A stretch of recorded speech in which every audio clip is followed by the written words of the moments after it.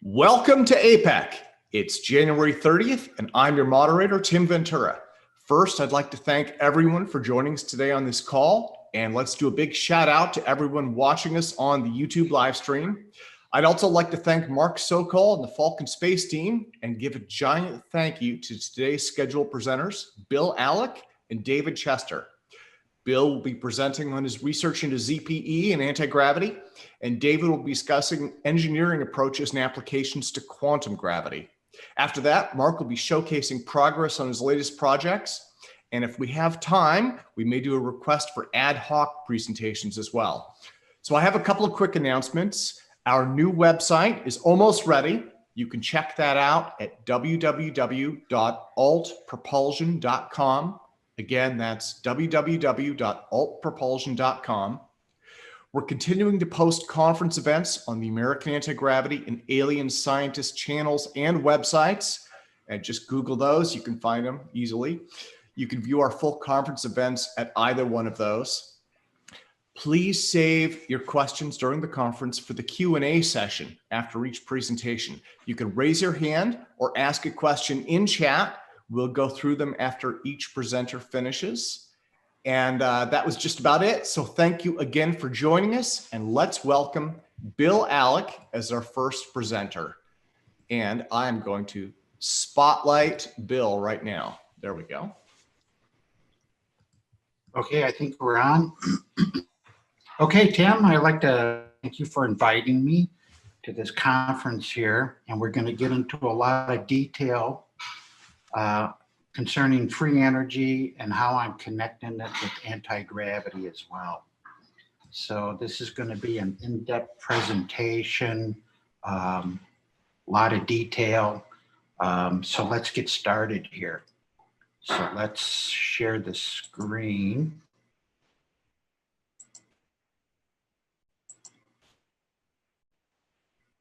Okay. Can you all see the screen? Yeah, it looks great. Oh, okay. Very good. Okay. Connecting free energy and anti-gravity. Let's go to the next slide here.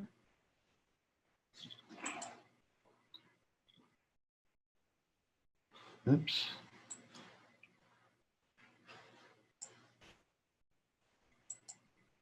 Okay.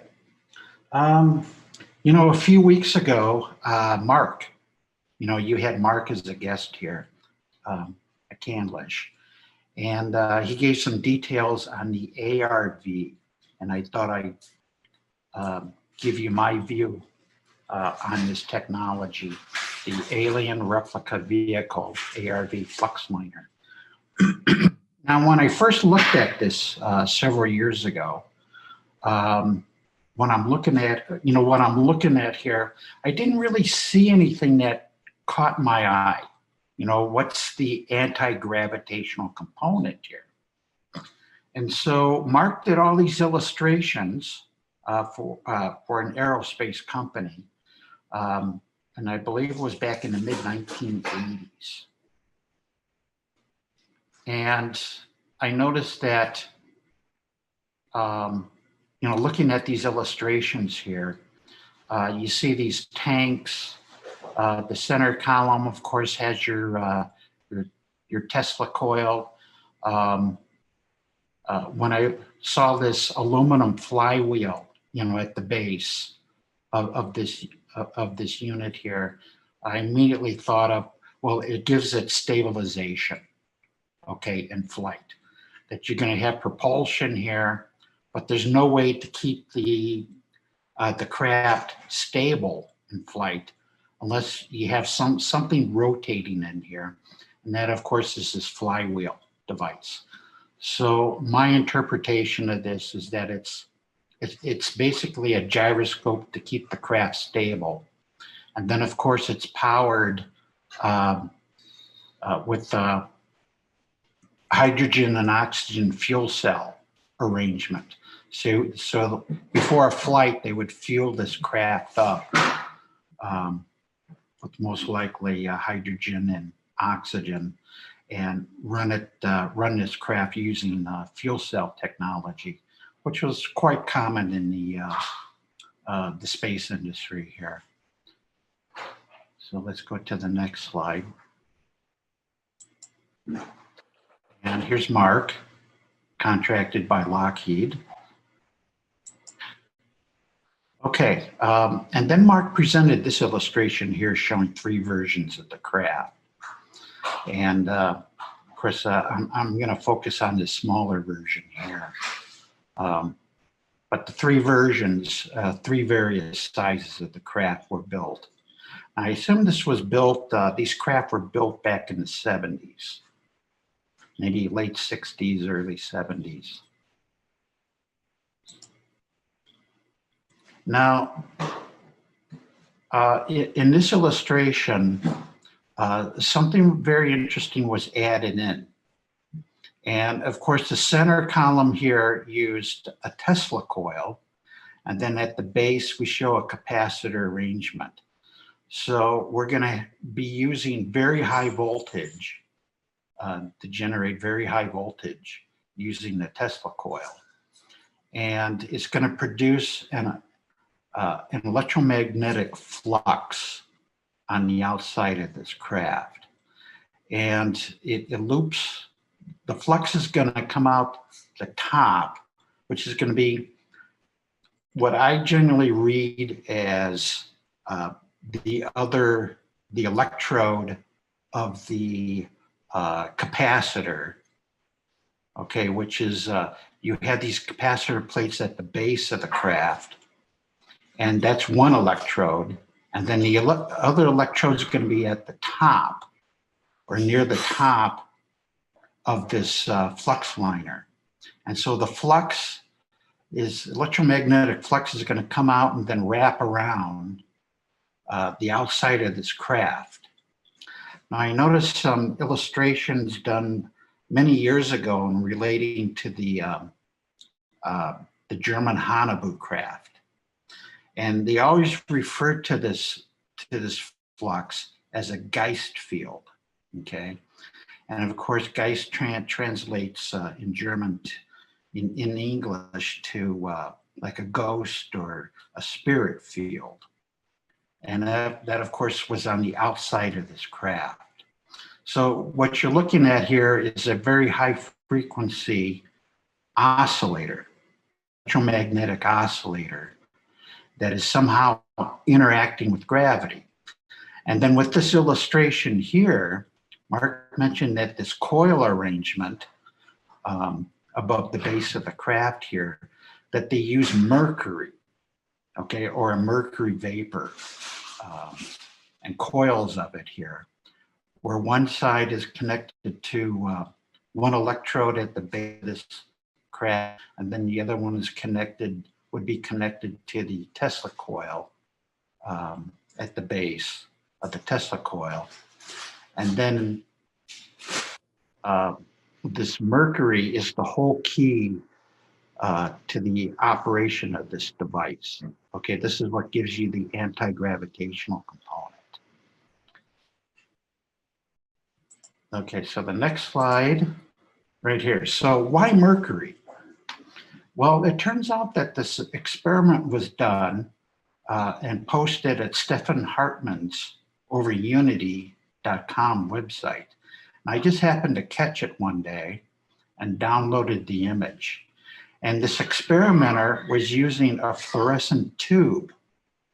And the way that it's wired in this configuration here is that the transformer was operating in a flyback mode, low frequency operation, and would energize this tube. Now, of course, inside fluorescent tubes is of course a mercury or a mercury vapor, okay? So immediately I thought that, okay, well, we're connecting an experiment here in free energy utilizing mercury, and how this correlates to the mercury being used in the ARV. So what's going on here with mercury? Well, we get this, if you look this up in Wikipedia with mercury, you get something that they call an avalanche effect. And this avalanche effect is is essentially what we would call, in quantum mechanics here, negative resistance. And so with this avalanche effect occurring here, you would get excess energy, okay, from this technology. But it's not just ordinary energy.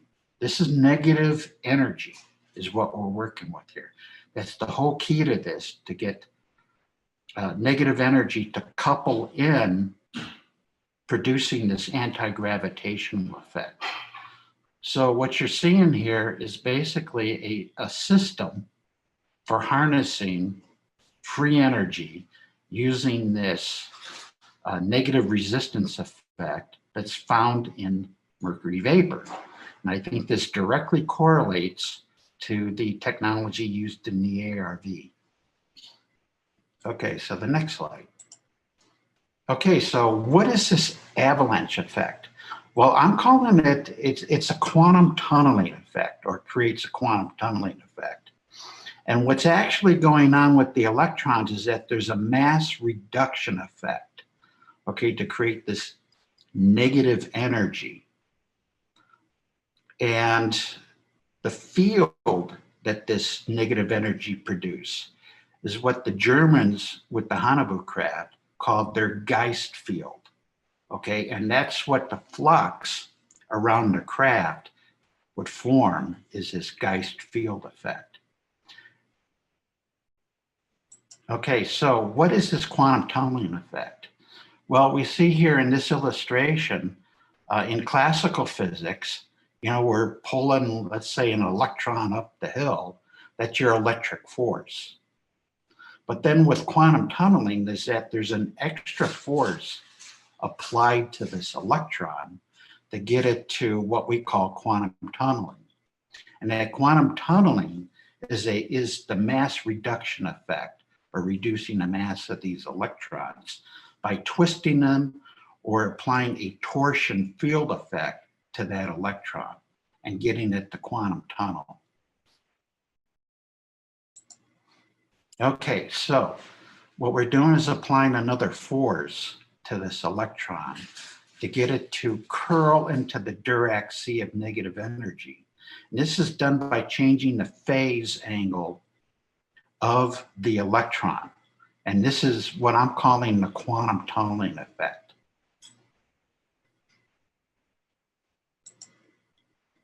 And so what is this negative energy, and how do we store it in coils, for example?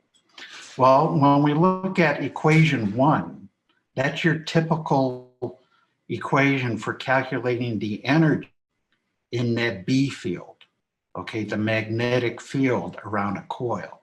We're passing through a coil. Equation 2 is a complex version of that B field. And that's what we do when we apply our torsion field effect. We cause that electron to rotate essentially into another space. And that space is what we call the complex field, okay? Now, when you square the complex magnetic field is where you get negative energy. That's your negative energy solution. So the square of the complex field is negative energy, because the square root of a -1 is -1. That's your negative energy. And so a number of years ago, I used this formula here that's called Euler's formula. And that's really is dictating the rotation of this spin axis of these electrons to get this torsion field effect.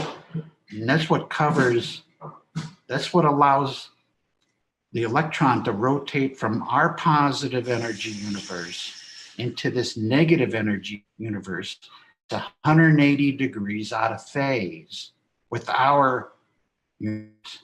So this negative energy universe, which is really from the future, we're looking at that as future energy, is accessible using Euler's formula applied to the B field. and causing that B field to rotate into this complex field. Now the complex field, which is really the Geist field, okay? And that's what these craft are using to create this negative energy effect, is that the complex field is at 90 degrees out of phase with our universe. And the negative energy that's being utilized here is 180 degrees, which is the square of the complex field, okay, to give you the negative energy, which is 180 degrees out of phase, giving you the negative energy component here. Okay, so that's the negative energy that would be stored in a coil just by changing the phase of the electron. Okay, so what we end up with is with torsion, and we can apply this to mass. And this is what gives you the effect of a reduced mass, because that electron is rotating. Okay, it's rotating from our space into another space. So when you hook up instrumentation and try to measure what this electron's doing, what you're going to see is a mass reduction. And that's because the mass is now beginning to manifest out of our universe into this negative energy universe. Okay, that's 180 degrees out of phase.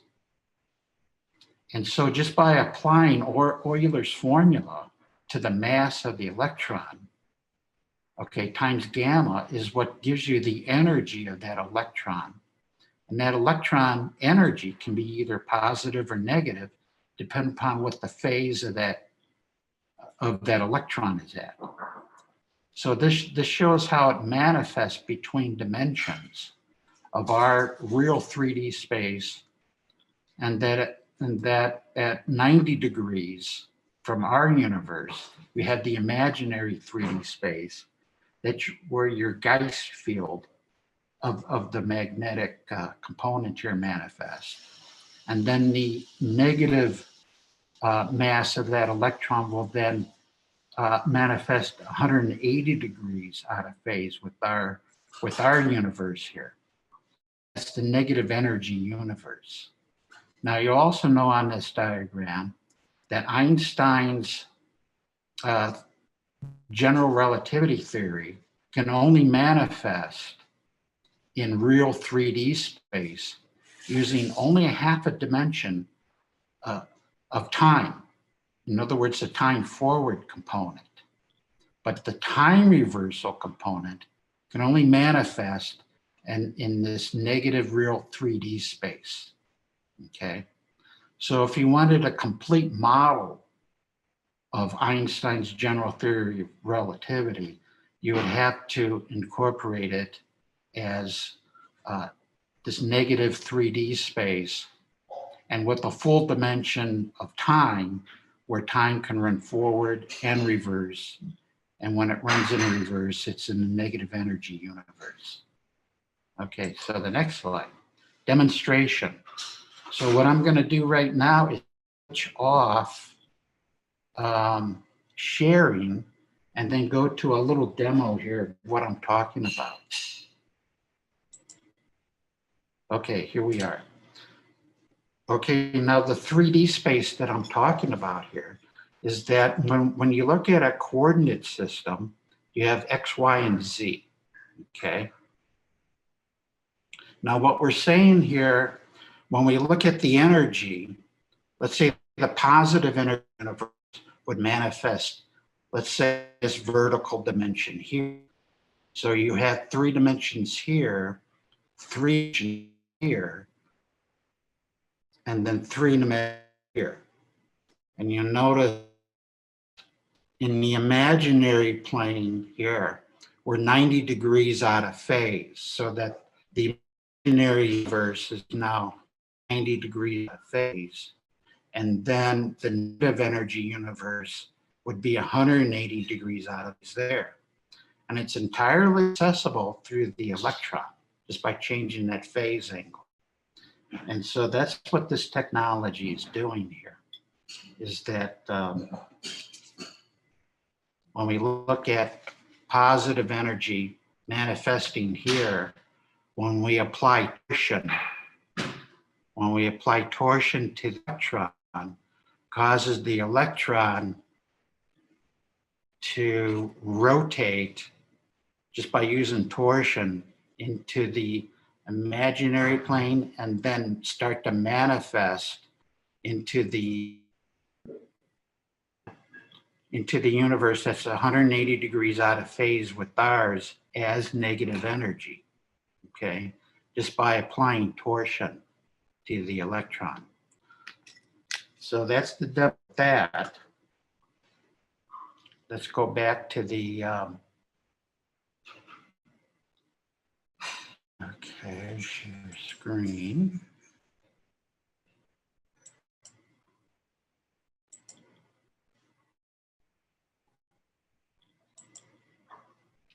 Okay, now we also see this phenomena occurring with tunnel diodes. And with tunnel diodes, when you start to increase the voltage across the tunnel diode, you see the behavior of the electric current changes.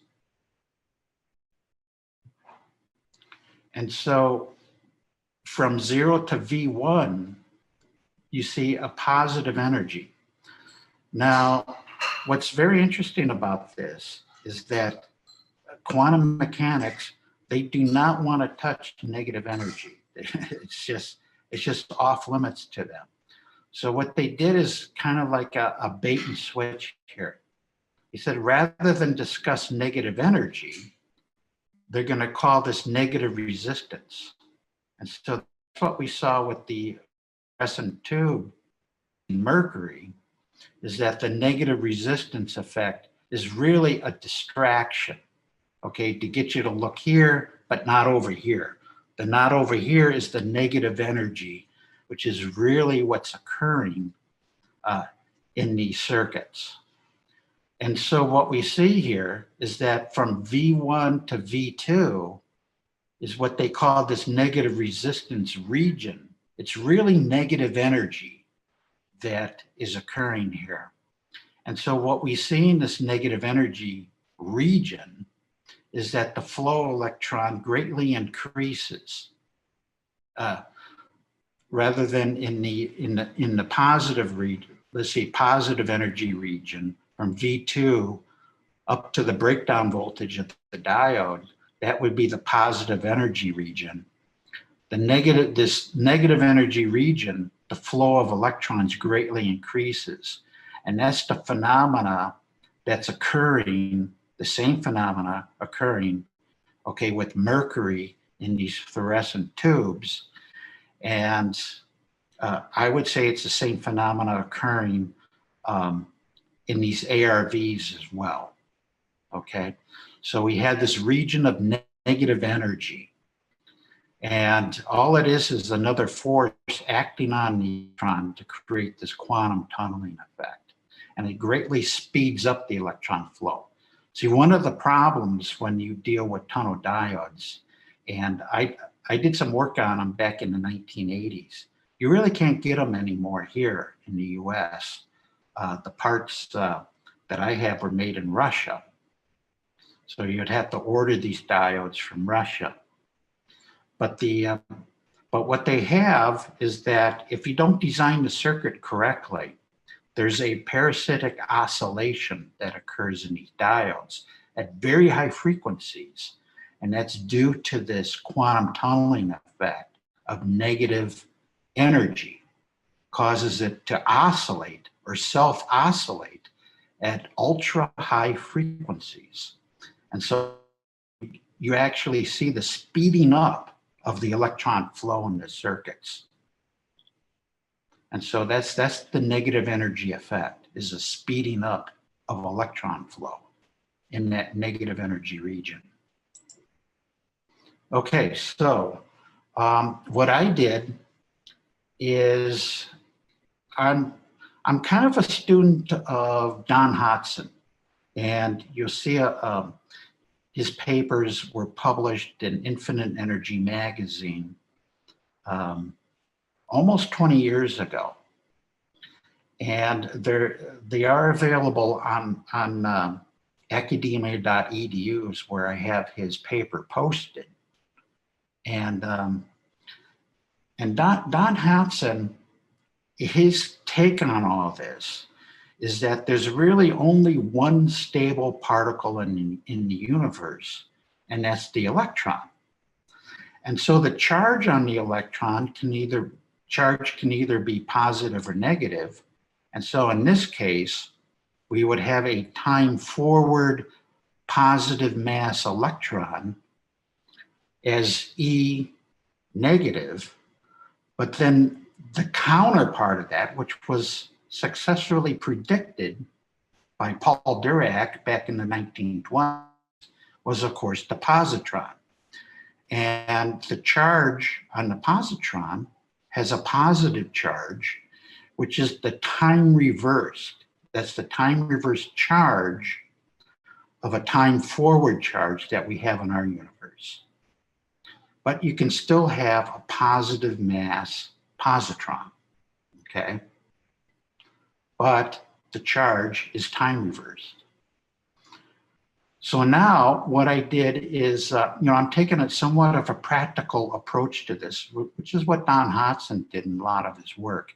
I calculated what the moment of inertia is. Now, you really can't find this anywhere that I know of on the internet here. Or you can't find a correct equation for the moment of inertia for that electron anywhere. So what I did is I had to back calculate what that moment of inertia is. And it turns out to be the moment of inertia equals 2 times the mass of the electron times the radius squared, which is very interesting. The reason why you don't find this anywhere is that when you go and calculate what the rotational speed is at the radius of that electron, it's something like 26 times the speed of light.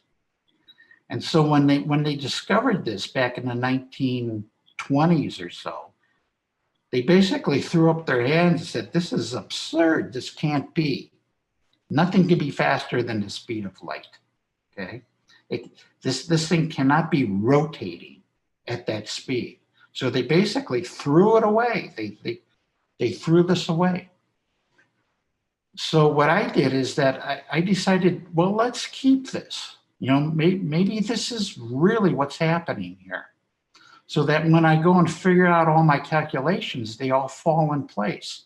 It's a valid calculation when you go and compute with the mass of the electron based on this moment of inertia. Now, what's interesting about this thing is that we also have this virtual particle flux that exists in the vacuum. And we have 2 versions of it. And so the standard model says that we have electron and positron pairs, that they manifest through a creation event.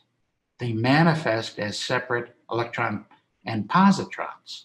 And we see that in accelerators. But what we're saying here is that there is no such thing as annihilation and creation events, that these electron and positron pairs exist in the vacuum and they're everywhere. Okay, they manifest as what we would call the ether. And so the electron-positron pairs, they don't annihilate and they don't create. They exist in the vacuum. And so they had this property, when you go and take a closer look concerning how they rotate, is that you get a mass cancellation effect that occurs. And that mass cancellation effect is the counter-rotating component of the electron-positron pair. And the same phenomena occurs with Cooper pairs as well. That Cooper pairs has a counter-rotating component that cancels out the mass of this of these pairs. And then another demo just to show you this. I can do another demo here. Okay, so what I have are two types of gyroscopes. Just a regular gyroscope here, and then a gyroscope where I counter rotate these. They're epoxied together. And anyone can do this experiment. And so when we run up one,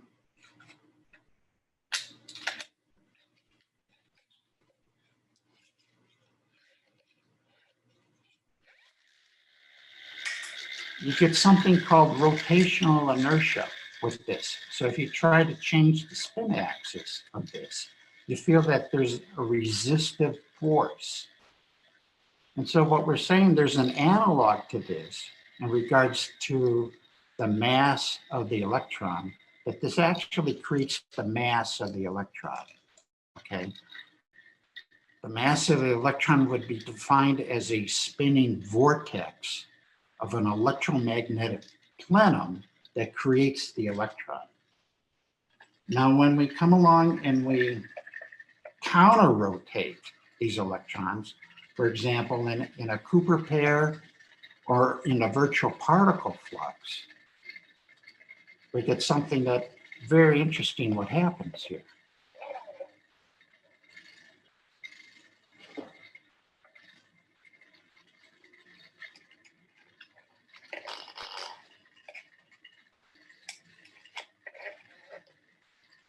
Okay, so we start these two up.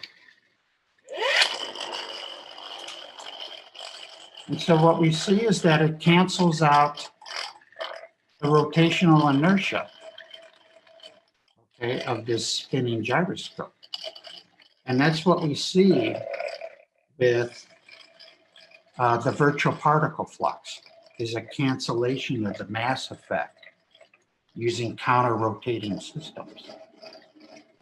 And so if we go back to our presentation here. Yeah, so we have these two different particles that have been identified, electron-positron pairs and Cooper pairs. And that's where we see this mass cancellation effect occurring. Okay, next slide. Scalar energy. Bill, let me jump in really quick. It looks like your screen share isn't up yet. You might Oh, wanna, yeah. I didn't, okay.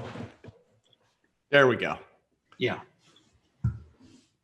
Okay, so if we go from here, this slide here shows the two virtual particles here, identified as Cooper pairs and electron-positron pairs.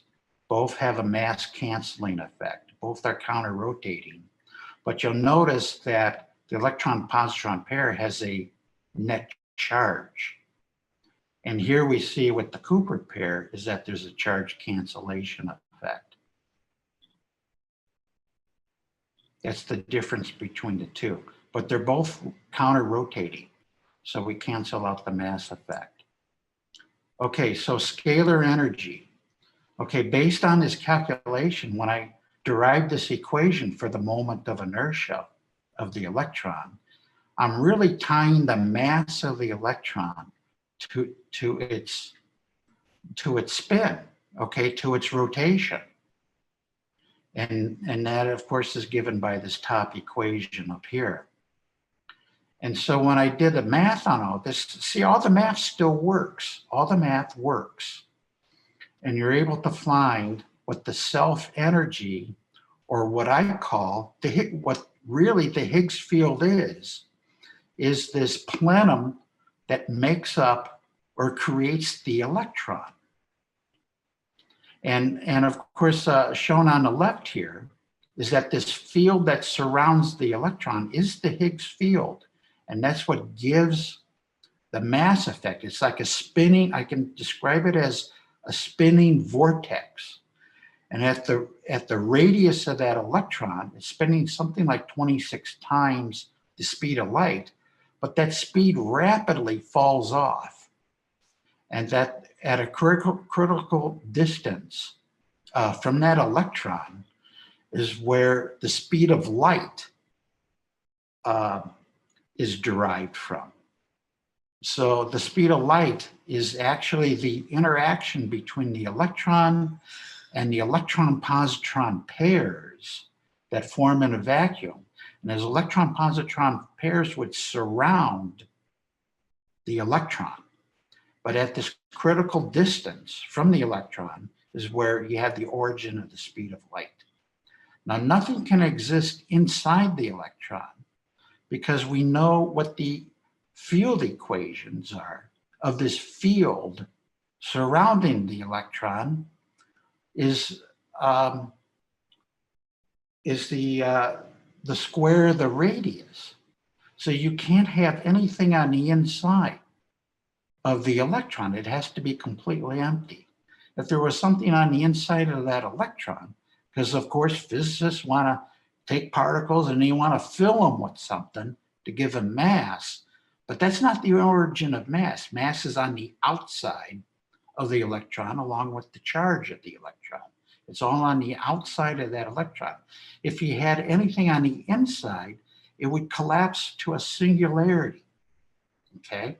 If you had anything on the inside of that electron, it would collapse to a singularity just by the equations. The equations tell you that there can't be anything on the inside. So it has to be a hollow sphere, okay? All electrons, all particles have to be hollow spheres like this. Otherwise, they would collapse in on themselves just by the equation that tells you that it would. Okay, so next slide here.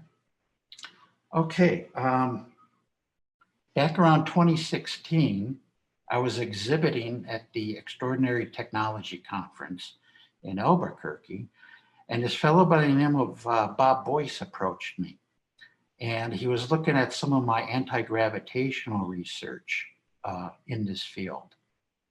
And he mentioned he was a tech hired into Area 51 as a problem solver back in the 1970s.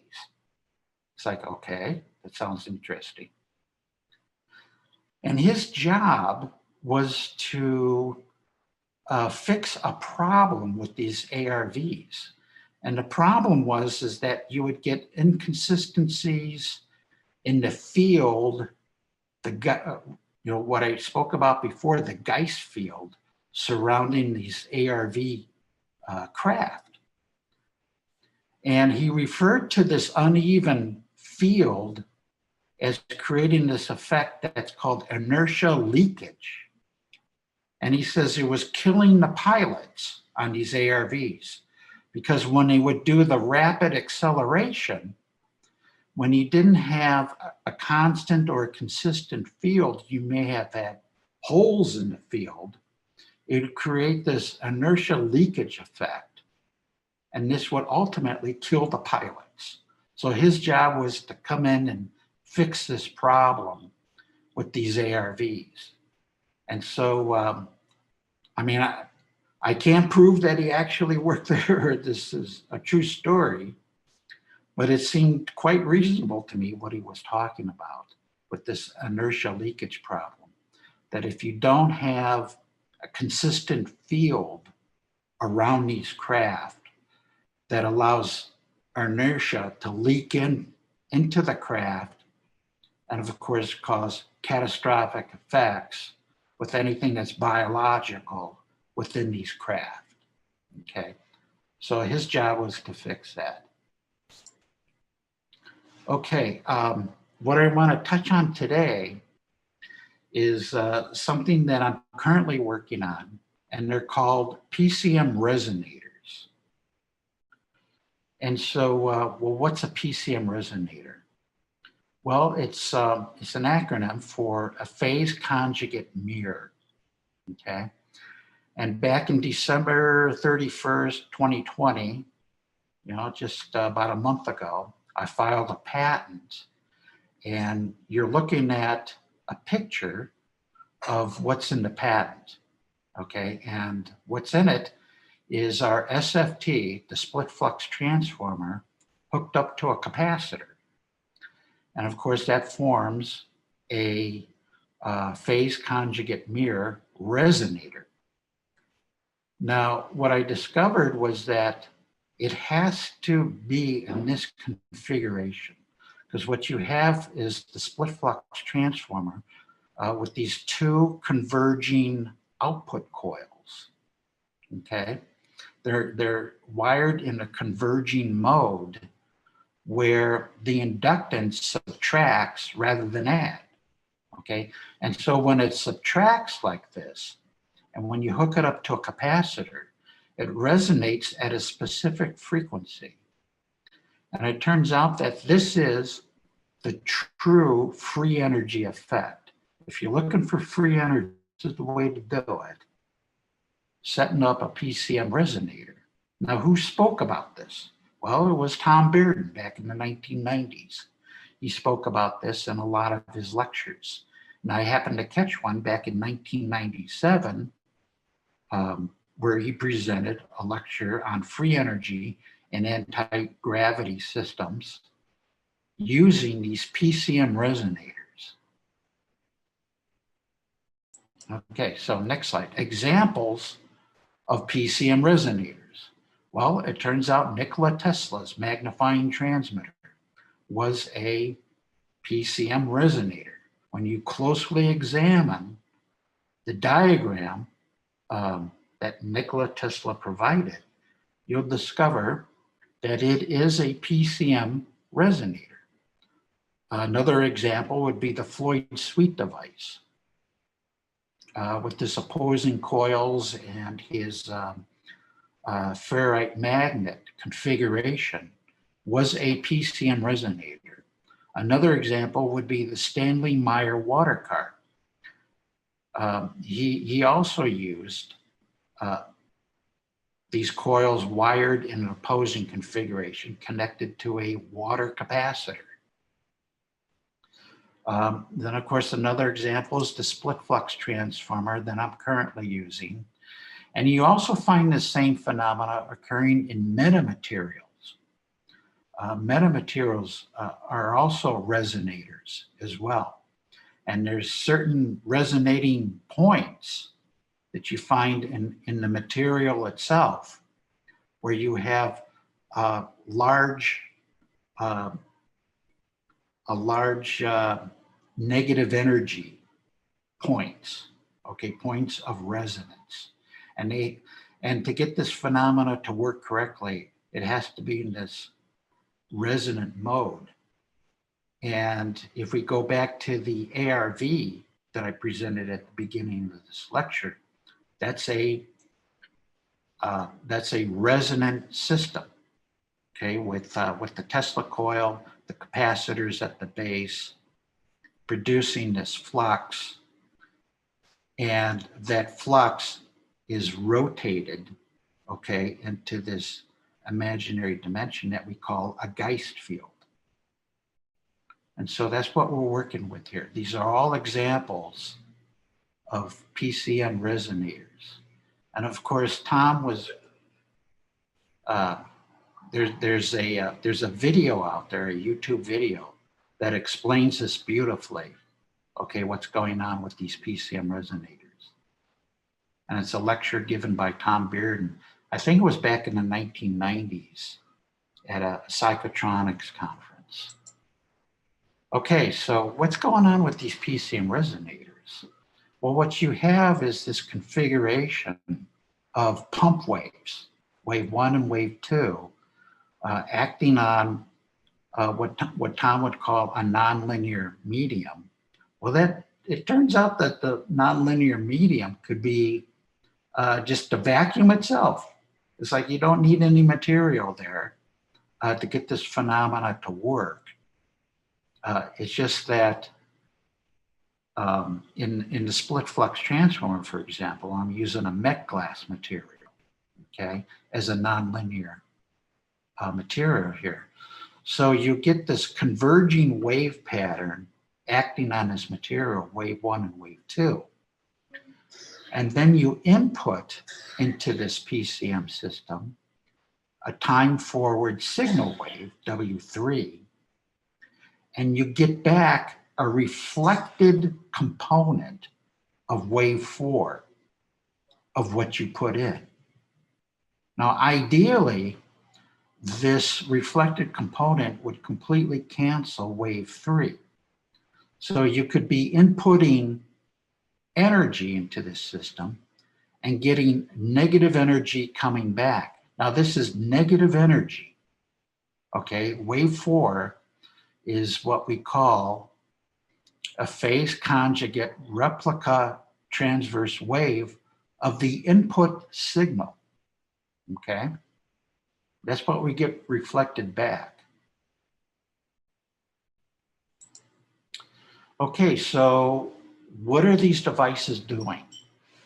Now, typically we're all familiar with this top schematic, this typical device, where you input power. Let's say you input a kilowatt, you output maybe a little less than a kilowatt into a load, and then you dissipate some heat. Well, the same phenomena occurs with the PCM resonator as well. But the difference between the two is that you have this reflected component due to this pumping action that you have of negative energy returning back to the supply. So really, we're building a typical device, okay? But the difference between the two is that we have this input side that has this reflected negative energy component.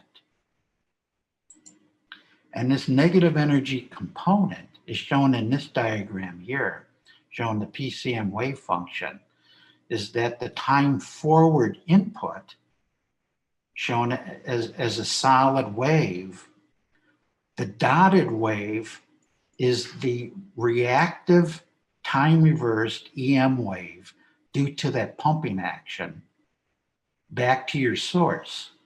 So that when you add the energy of those two waves, you could be inputting, let's say, a milliwatt, but yet, I mean, you're still supplying a kilowatt input, but the time reflected component could be 999 watts of power being reflected back as negative energy, but you're still driving a kilowatt load with this, okay?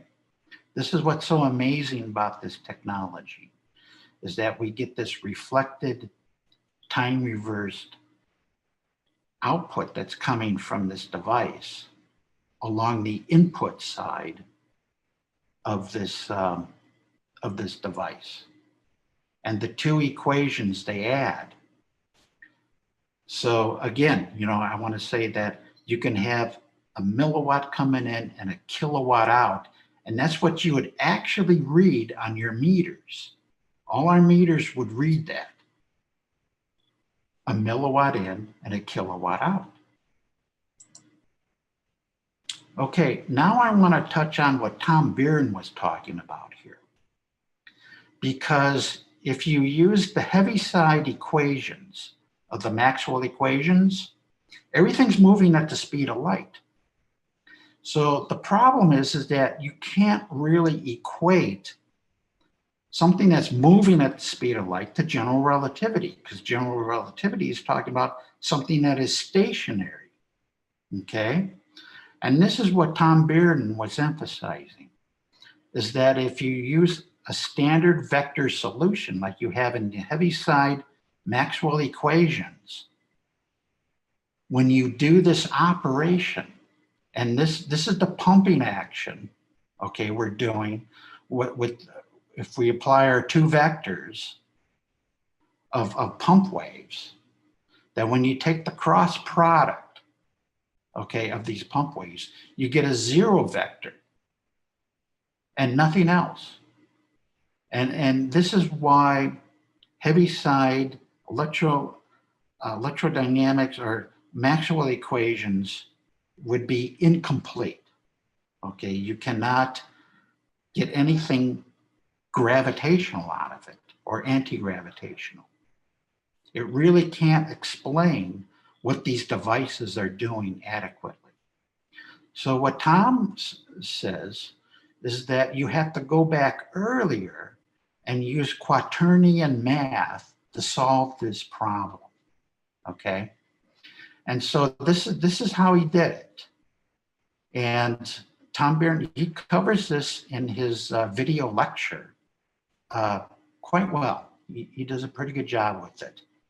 So we describe as one of these vectors, Q, and we represent it as a quaternion representation. And then when you take the cross product of that same vector, you still get the zero vector solution you would have in your ordinary Heaviside equation. You still get this zero vector, but then you have this other scalar component. And this is what Tom was emphasizing here, is that you get the full gravitational equation here using quaternion math to solve this problem. So that when we go and simplify this cross product of this pumping action, we see that we have a squared plus the zero vector. And so that when we apply a sine wave, for example, okay, to our device, we apply, it could be any frequency here. When we apply our sine wave equation, sine of omega t, and set this all equal to Q, we discover that when we take the cross product of this, we see the internal structure of the zero vector. And that's how Tom Bearden describes what the zero vector is really doing. And he calls it a vacuum engine. And that inside the zero vector is that you have the scalar wave function of a squared times sine squared omega t. And so Tom says, well, this is your scalar wave right here, which is a local gravitational wave.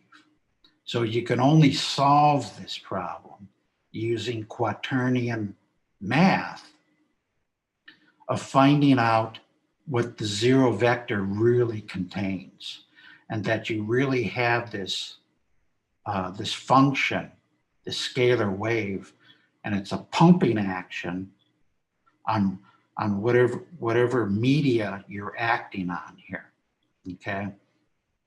And that pumping action, when you hit it with a wave that comes into this nonlinear material, let's go back up to here. Right here with wave 3, you then get this transverse wave here that comes out, okay? That's time reversed. It's negative energy that appears on the same circuit, okay? That's producing this pumping action here. And it turns out that this is where you get the milliwatt coming in and the milliwatt the kilowatt coming out. The milliwatt is the addition of that transverse time reversed wave function, okay? So that's how that works.